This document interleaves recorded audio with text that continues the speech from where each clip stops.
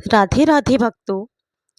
इस साल 28 सितंबर को अनंत चतुर्दशी है। हर साल यह पर्व भाद्रपद माह में शुक्ल पक्ष की चतुर्दशी के दिन मनाया जाता है।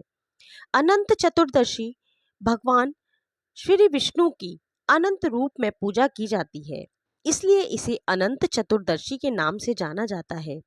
इस व्रत के करने से भगवान विष्णु की कृपा प्राप्त होती है और जीवन की सभी समस्याओं का अंत होता है।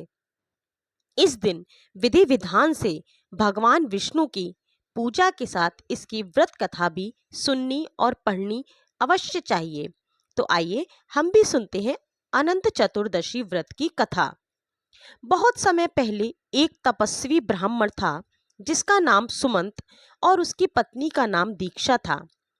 उसकी सुशीला नाम की एक सुंदर और धर्मपरायण हो कन्या थी।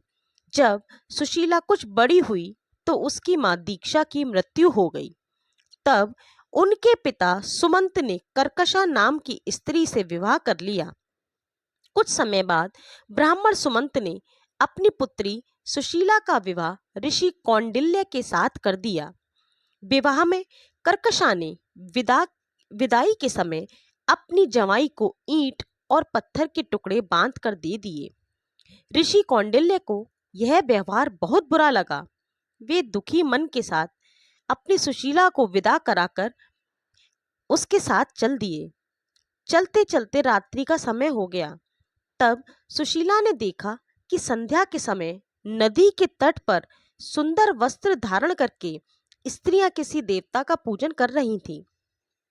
सुशीला ने जिज्ञासावश उनसे पूछा तो उन्होंने अनंत व्रत की महत्ता सुनाई।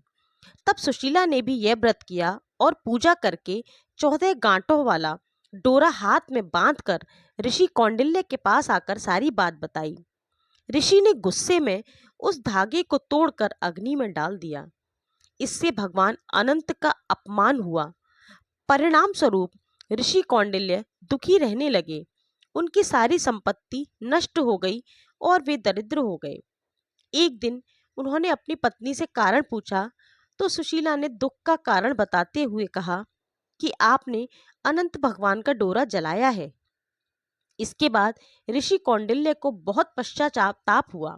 वे अनंत डोरे को प्राप्त करने के लिए वन चले गए। वन में कई दिनों तक ऐसे ही भटकने के बाद वे एक दिन भूमि पर गिर पड़े।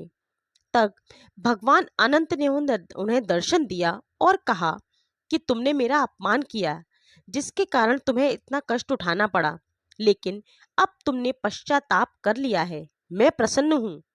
तुम घर जाकर अनंत भगवान के व्रत को विधि पूर्वक करो। 14 वर्षों तक व्रत करने से तुम्हारे सारे कष्ट दूर हो जाएंगे और तुम दोबारा संपन्न हो जाओगे। इस प्रकार ऋषि कौंडिल्य ने विधि पूर्वक व्रत किया और सारे कष्टों से मुक्ति प्राप्त हुई।